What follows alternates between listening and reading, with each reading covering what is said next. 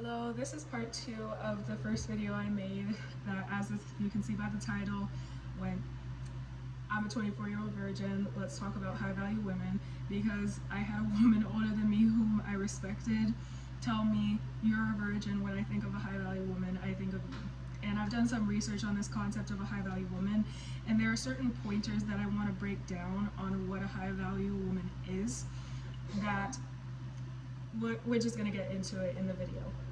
But in this video, I want to get into the point of self-respect. Women of value are women who recognize their intrinsic worth and demonstrate they do by demonstrating self-respect. When you fail to show your self-respect as a woman, other people discern that quickly. You must prioritize discernment in all your interactions, and this is something you gain through prayer. There is a video by the ministry Captivated by Him I shared in the previous video that delves into self-respect from a biblical perspective that I found inspirational. The reason being, the promise I made God was to save my first kiss for marriage. This is the meaning of my purity ring. And Elisa from this ministry actually did save her first kiss for marriage with her husband. I'll link their video on self-respect in the description of this video. One of the main ways I see women in my generation fail to demonstrate self-respect is in their dealings with the opposite sex. For this reason, I felt inspired to get into the topic in this video. Though we are talking about the concept of a high-value woman, what is a high-value man? I am a woman who was privileged to have more than one man I would regard as a high-value man in my family.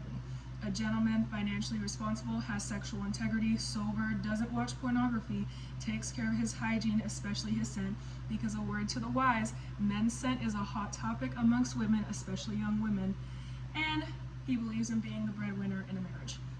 High-value men are purpose-driven and not controlled by addictions and or bad habits. They set high standards for themselves, and they desire a partner who is a suitable counterpart in terms of the standards she sets for herself.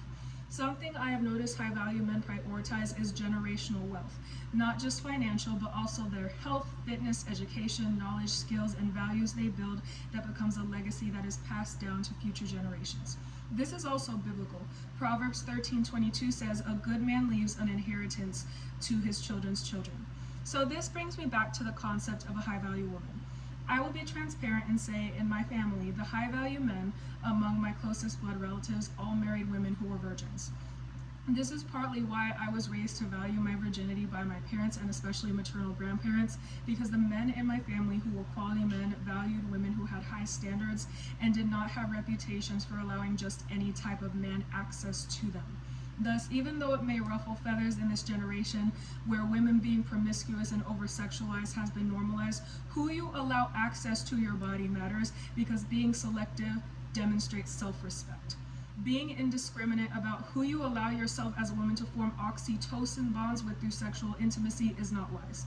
It is not just about recognizing that sexual intimacy is not only spiritually, but also biologically vulnerable for women, but also about evaluating what foundation is your self-worth as a woman being built on.